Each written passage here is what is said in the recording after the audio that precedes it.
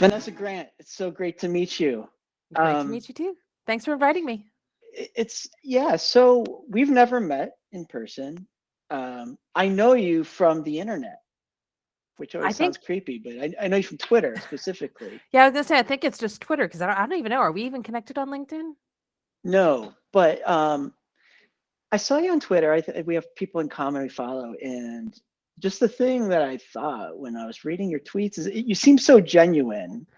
And our consulting world is so filled with bullshit that it was just so fun to hear someone like have a real voice. And then I checked out your LinkedIn, and yours is the first LinkedIn page or that I actually laughed out loud when I read your LinkedIn page because what was it? It was what got me was when you had a baby and a mortgage. It's a boy. It's a mortgage. Yes. That just caught me by surprise. But anyway, it's great to meet you.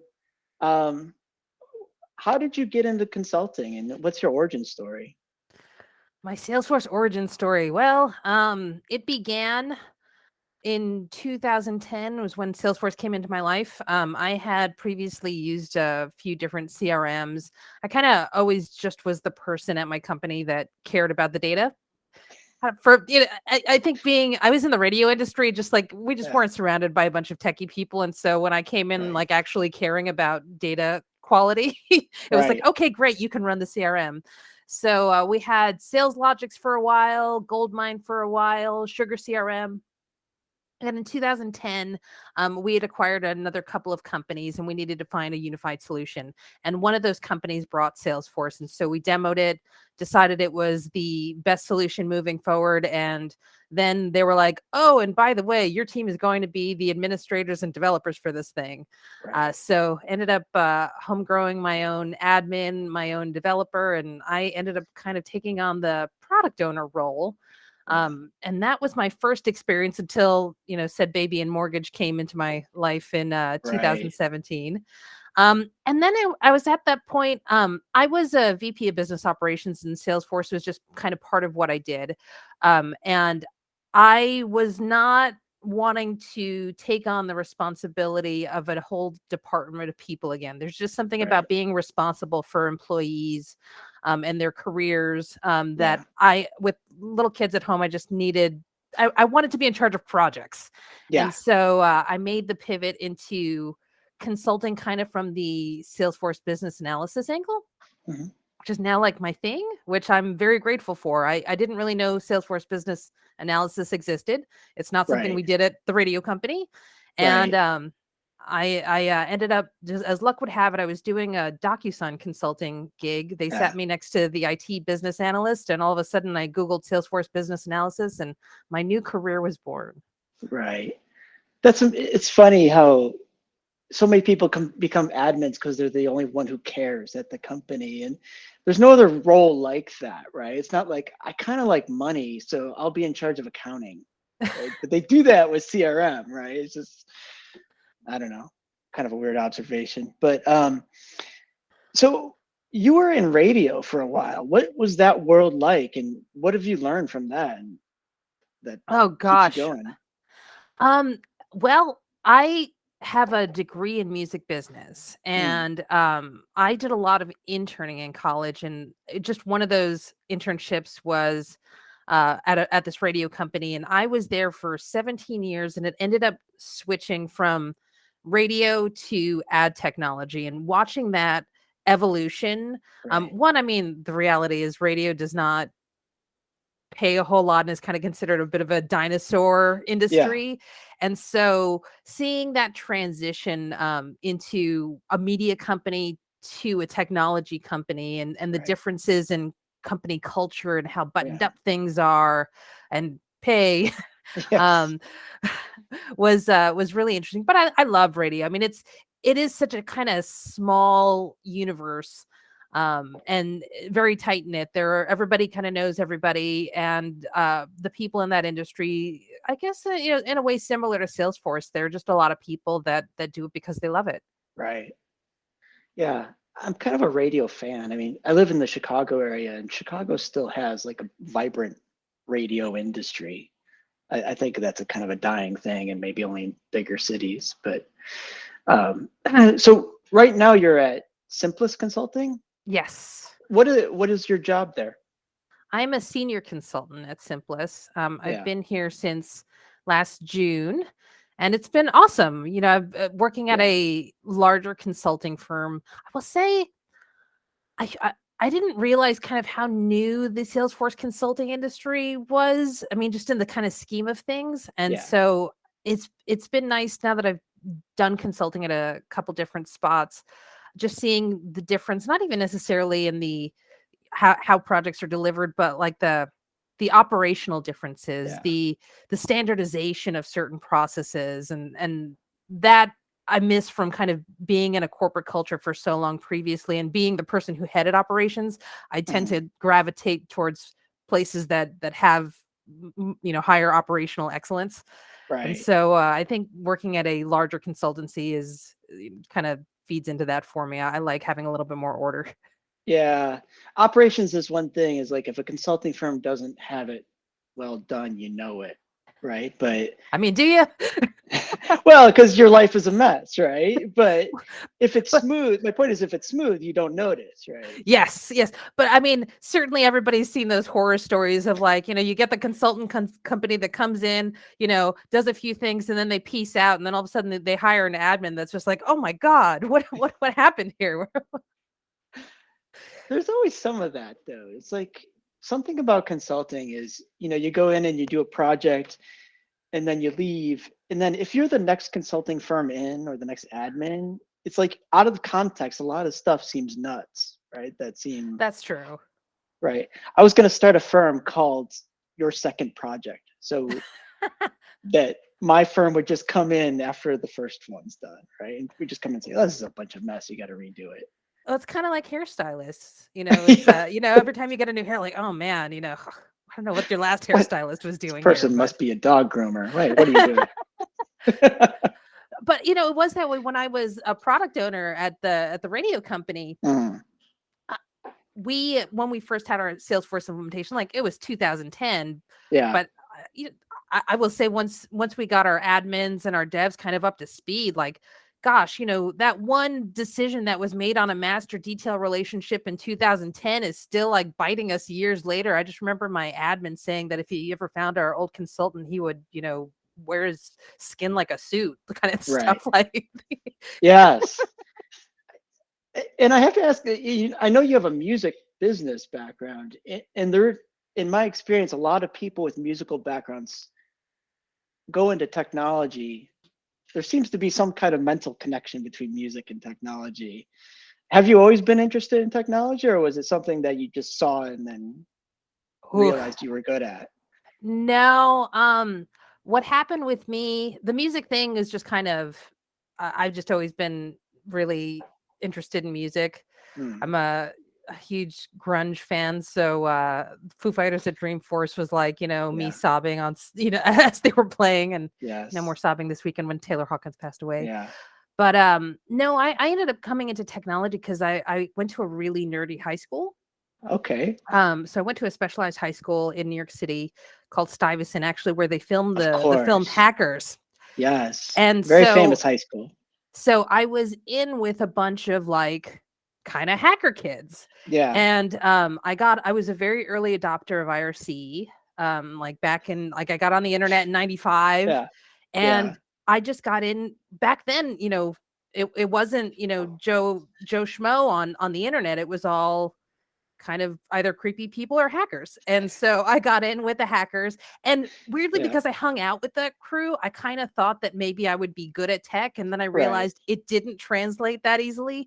But Okay. it did certainly spark an interest in that industry. And I could speak in a way because Yeah. I just heard a lot of it just from hanging out with those folks. I mean, man, I Yeah. used to go to like DEF CON in Vegas just to, I'm not that I knew anything, but I used to go Right. for the parties.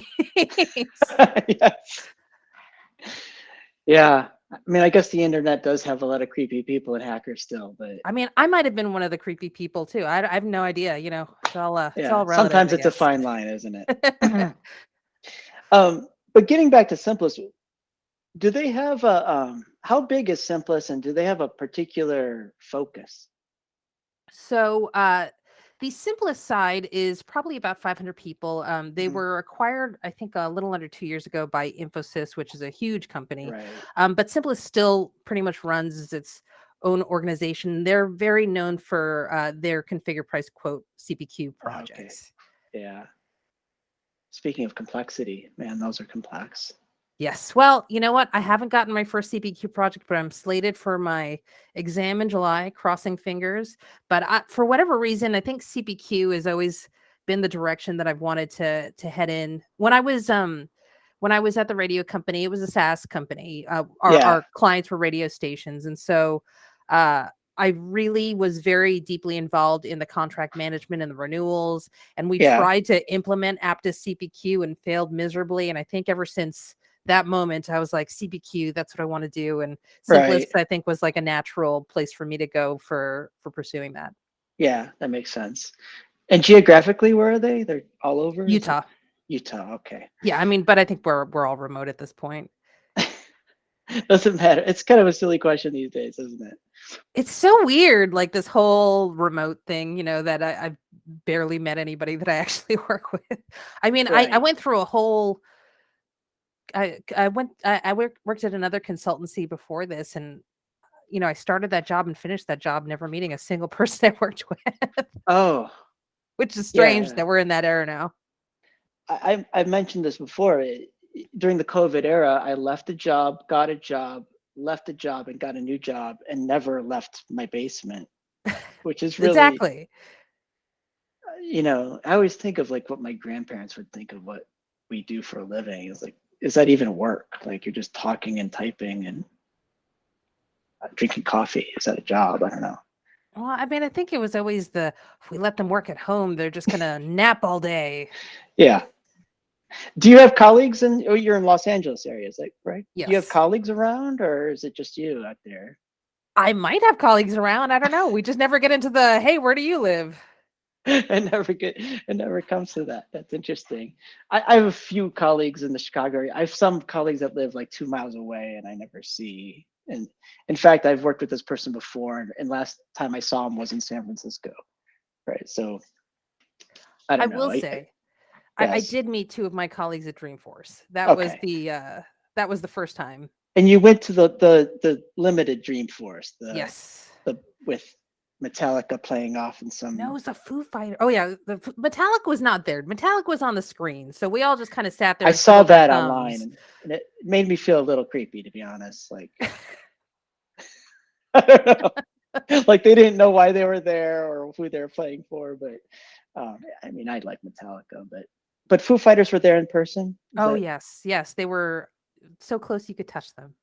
Yeah, I went. My first day working was at Dreamforce 2008, and Foo Fighters were there. I was in the front row, and that was like my first day in the Salesforce world. It was amazing. So, um, yeah, I but saw them when they were at Dreamforce in 2016, I want to say. right, is that when Dave Grohl had the broken leg, or? Yes. And Yes, what I love about these corporate events with these awesome rock bands is that if you really are a super fan, like it is, if you're going to a yeah, real Fighter show, like you have to wait out there for 12 hours if you want that front row spot. Here it's just yeah, like, excuse me, excuse you with the beer, excuse me, I'm a big fan here, excuse me, and you just get right to the front, go past all like the biz cash people that just want to drink the free beer, and like yeah, you get up front, like right there. I mean, 2016, you should have seen me in my biz cash gear with yes, my Dreamforce backpack, like sobbing during Everlong while he's on the stage, like, oh god. But that's me. I was like, right. that's me being into music. But man, I never thought that my tech career and my music love would converge in such a way. So thank you, Dreamforce, twice. Yes. Yeah, in 2008 when I saw them, I remember Dave Grohl stopped at one point and he was like, "This is a company party?" Like, I'm sure his manager just said, "Oh, go to San Francisco on this date and you play for like 2 hours or whatever." And Here's the check, go play. he was like confused, like, "What is this?" I thought that was pretty funny. But getting back to your LinkedIn profile, and not to go back to it, but it's it's a baby and it's a mortgage. Uh, a lot of people take time away when those events happen, especially the baby part. Was that a big transition for you? How and it? It was horrific. Yeah. Uh, I mean, that's something I've probably been dealing with since I had my first kid in 2013. How Like, many kids I, do you have now? I have two. Okay. I have a 9-year-old and now a soon to be 4-year-old because it's been 4 years Hmm. since that it's a baby moment. But Yeah. I was already a VP of Biz Ops when I had my first kid, Yeah. and being a very ambitious person, Mm, it's really challenging as a parent and also mm, as a woman where you are judged by how much you're willing to sacrifice at work and mm. as a parent, and Yeah. to be super sacrificing in both of those areas and successful is really difficult. So I think that was also part of the reason why I ended up not taking on like more of an executive kind of Yeah. leadership role when I decided to move into consulting. But also, to be perfectly frank, I got laid off in 2017. So Yeah. I'd been at that company for 17 years. Right. They didn't know I was pregnant when they laid me off, but timing was what it was. And Right. so it was like, okay, well, you know what? This is I've earned a well-deserved break. And so I took Yeah. that year plus off and did a lot of soul searching and tried to figure out, all right, well, what do I want to do when I grow up? And Yeah. do I want to be a leader? Do I want to be in Salesforce? I really loved the Salesforce stuff I was doing. Yeah. And I will say I did take one job at a SaaS organization because I was like, oh, maybe SaaS operations is what I want to keep doing. And Right. they had some terrible CRM called Insightly. I used to call it Unsightly. Yeah, there you go. Um, and I did that for about 5 months. It was a horrible place. I took it off my LinkedIn. It was so bad. Yeah. But the experience was good in that it made me realize that I really wanted to go back to some place that used Salesforce, that Salesforce was really Right. the direction I wanted to go. Yeah. It's something that no one told me growing up is how much of life is just dealing with trade-offs, and parenting and career is a big one, right? And Oof.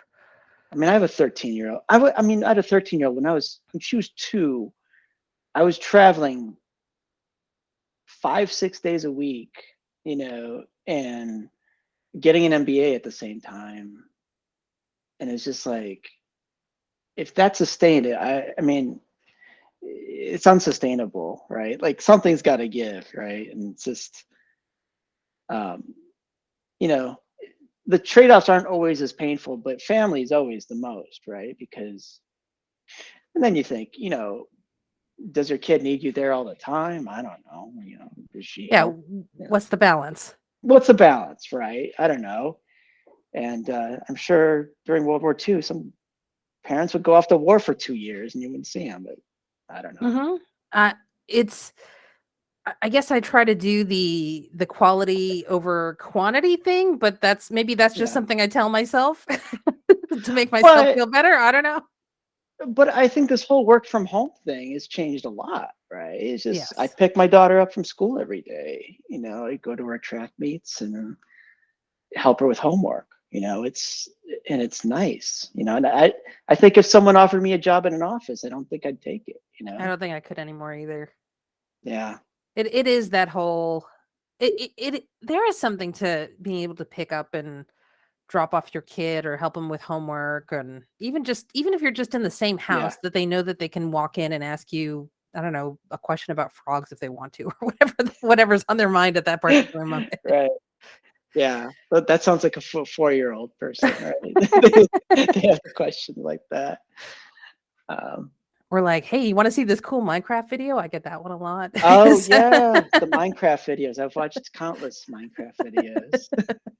Pretending I'm interested. Oh, that's Yeah. Oh, really cool. wow. You did that? Ooh. But so in your day-to-day job, do you have one project at a time or do you work on multiple projects? I am. I don't know if I've got the word enterprise written on my forehead, but Mm, I guess with my background, it just seems like the place where people put me. Like I have a Yeah. speaking partner, Tracy Green, and we've done a couple sessions together, and Yeah. they talk about how they've done 40 Salesforce implementations in the last 2.5 years. And Yeah. I've been working in Salesforce projects since 2010 now, and I've only Yeah. seen like 4 orgs, but they were like Yeah. huge Yeah. projects. So it just comes with a different set of challenges. I don't Right. think that one set of experience is necessarily better than the other. It's just different types of projects, different complexity. And I do enterprise. That's just kind of what I do. And I don't know. I mean, Yeah. I assume I could do the other ones, maybe, but it'd be new Well, to me. I've always been in the enterprise world too. And I talk to people who do small business, which is a massive amount of the Salesforce ecosystem. And it is a different world, right? I'm not 100% sure I could do it, to be honest. Like, there's so much more process that goes around enterprise and so much more, ugh, all the stuff, right? That, Yeah. I mean, yeah, I think I like with enterprise how everybody working on the thing that they're good at tends to yeah, be, and everybody kind of almost staying in their lane to a certain extent. And I like right. that, where, I mean, gosh, I feel like if I were on a smaller project that I'd, have the nightmare scenario where somebody be like, Vanessa, we're in a crunch. We need you to make this flow. And I'd be like, ah, you know? Yes. Right, Like right. now, like when I'm doing enterprise, I can really just say, this is what I want. Hey, team, who's going to help me out doing this today? And Let's do it. let's do it. And who's the person that's really good at doing those things? And can Right, you help us there? And I tend to focus on more the client facing stuff, the right. business analysis, which is, and keeping things organized and Yeah. moving. I mean, that's unbelievably valuable. And I always say any organization more than two people is dysfunctional. And how good you are at navigating this dysfunction is often how the project goes. Um, what are your pet peeves when it comes to enterprise orgs and big corporations? Um, I struggle with bad business processes, Mm, especially when you're in consulting.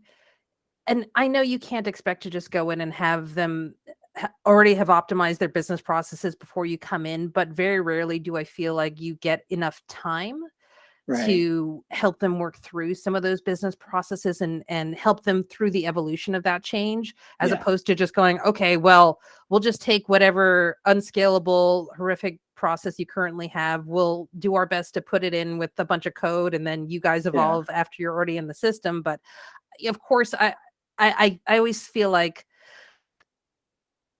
I heard once, it was Ash Finnegan at Conga. I love watching her speak, and she speaks a lot on digital transformation. And she says, if you Mhm. take a bad process and you automate it, then all you have is a faster bad process. And I don't like making bad processes faster. That's not my Right. favorite thing to do as a consultant. Yeah. But a lot of times in the Salesforce consulting world, they bring you in to fix the Salesforce when that's not the issue, right? Yes. It's, And I wish we had the time to it is so much, what's on the SOW. And it's yeah, sometimes when I go in, I don't like, I want to support the business. I mean, I have an MBA too. Like I know right, business. I've ran operations at an organization for a number of right. years.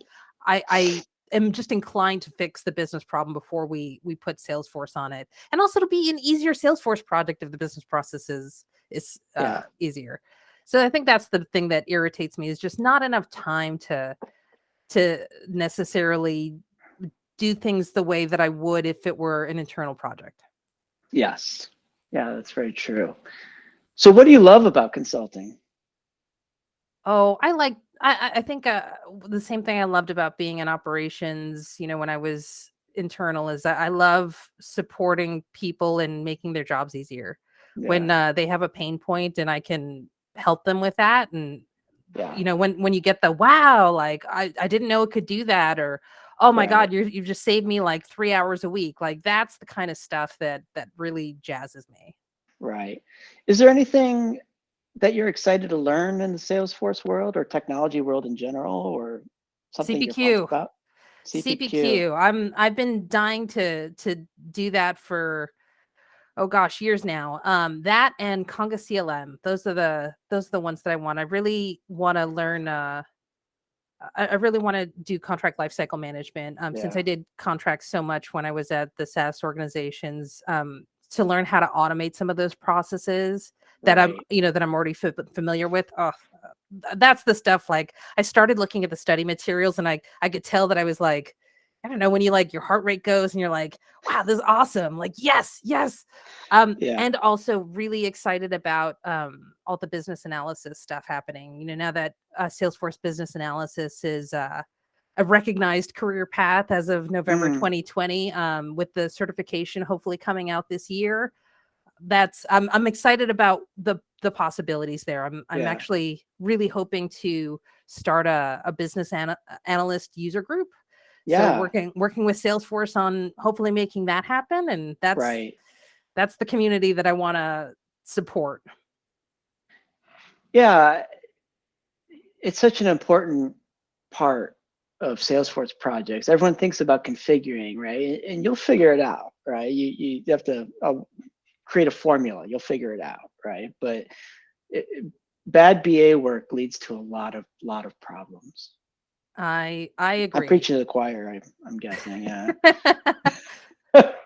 But it's so funny because I've been on all these enterprise projects, like, because I haven't been on a ton and I've Yeah. only had my own kind of work to go by. And it's not like there's a ton of, hey, these are all the Salesforce BA best practices, and this is how you should write the every user story for a Sales Cloud implementation. Like, there's Yeah. not that kind of stuff out there where, you have a bunch of admin materials on like how I solved this thing or how I flowed that thing. You don't have that for BA. So I feel to a certain extent I've made up a lot of my job. And Yeah. so I love working with other consultants, and I go, okay, can you check into my Jira board? Like, am I doing too much? Am I doing too little? How do my user stories look? And they go, Yeah. wow, that's really detailed. And I go, but is it too detailed?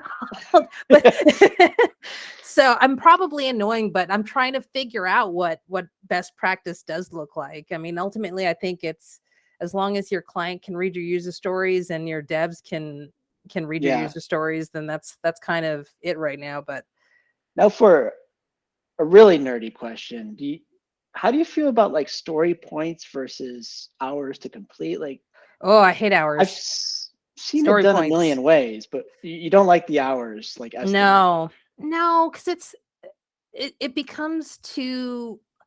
I found that when you're doing hours, that Mm, people stop using them pretty quickly, just because they right. end up becoming meaningless really fast as soon as something goes off the rails.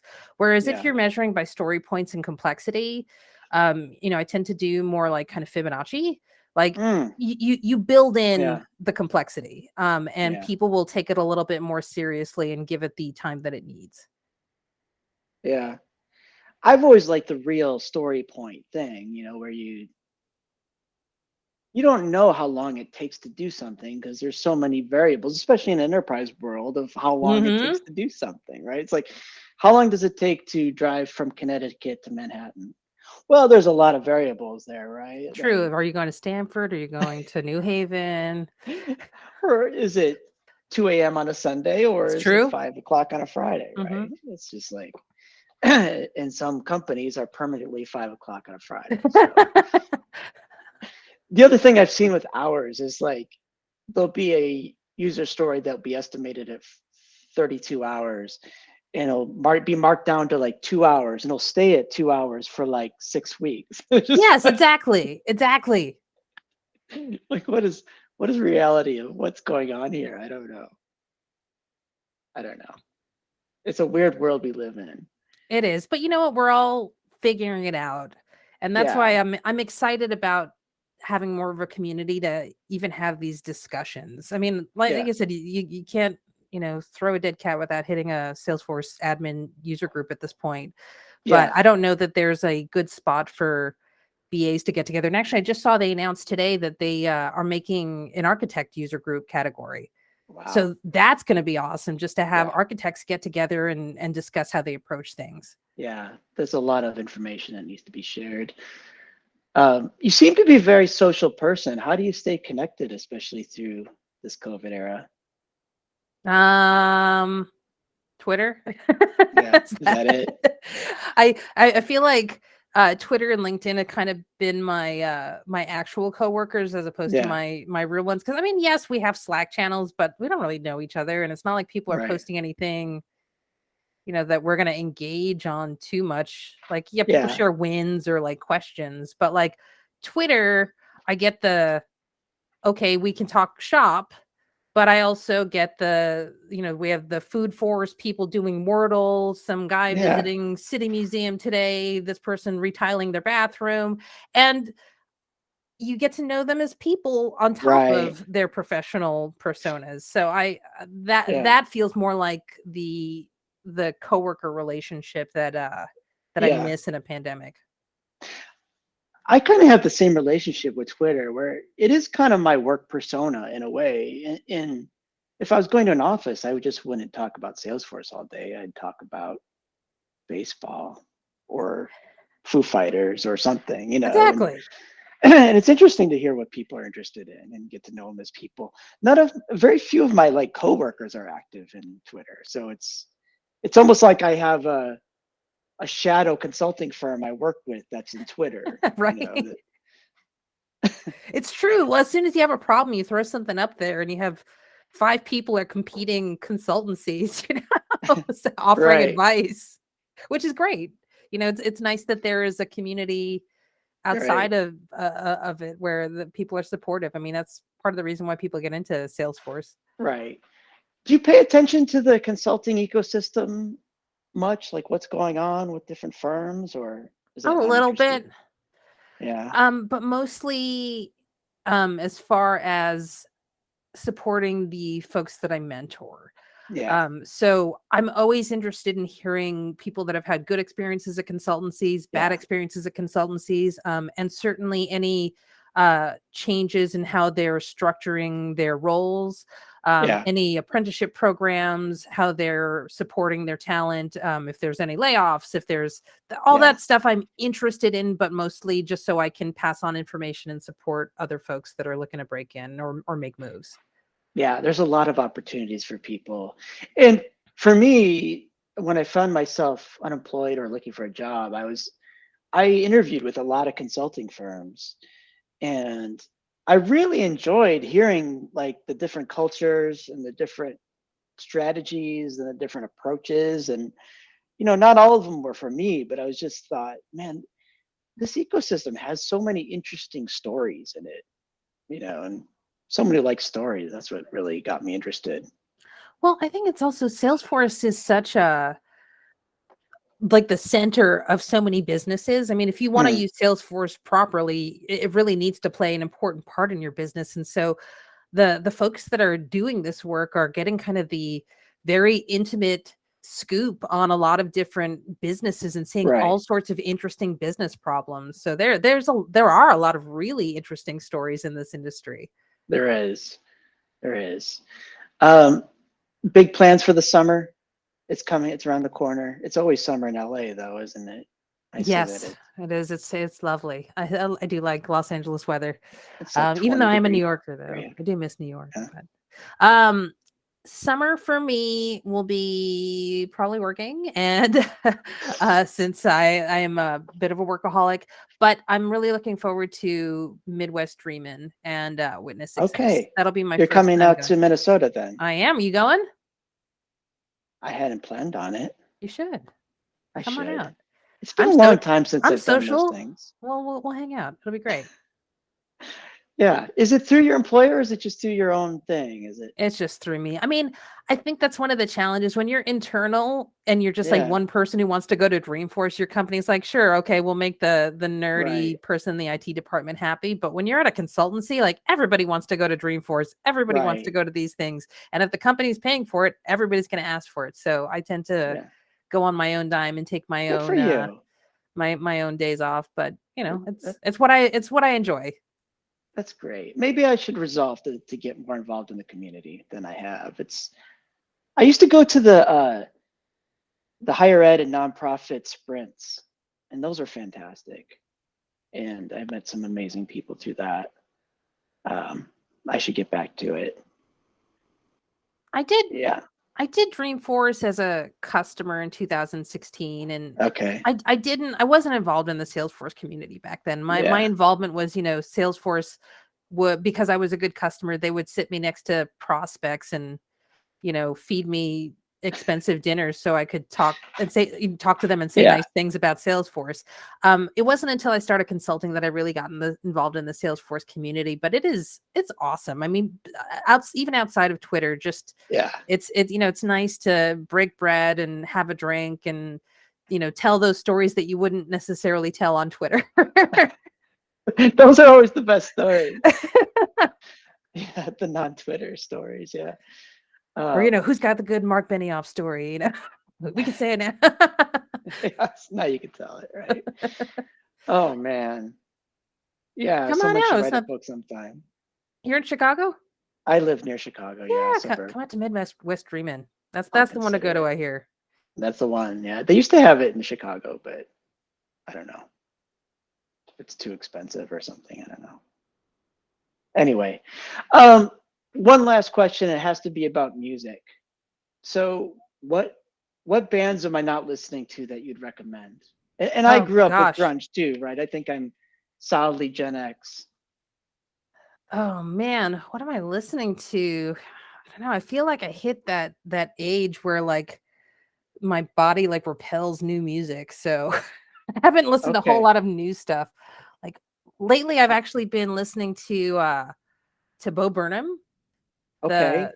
His Inside the comedy album that he did during the pandemic, and yes. I've been enjoying that from a musical standpoint, but also from a comedic standpoint. So that's the latest thing on heavy rotation on my playlist. That's your latest thing, and Foo Fighters is your go-to? Oh yeah, well, a little hard to listen to these days, but my favorite band of all time is Pearl Jam. I'm a big Pearl Jam fan, and I guess out of all the grunge era bands, that was the one to hang my hat on because they're still going strong after all these years. Like nobody's died, they haven't broken up. Yeah. Well, I was in college when Kurt Cobain died, and that was like, it was shocking, and like the moment you realized your generation's cultural relevance was basically over. Oh, right?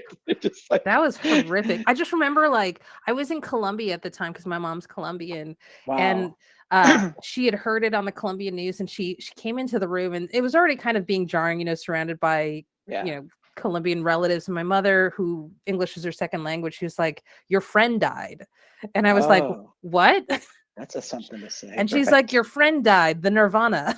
The Nirvana guy, right? Wow.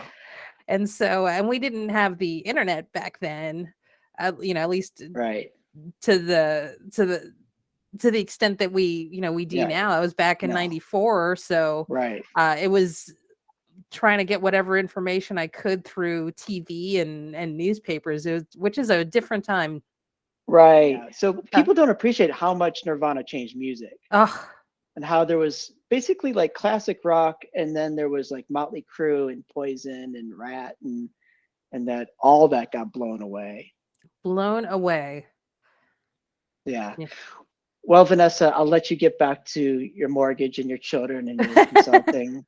It was so nice meeting you. Come out to Midwest Dreamin'. Let's hang out. I will definitely consider it. It's so great meeting you. Thank you for taking your time. Thank you. Take care, Vanessa. All right. Bye.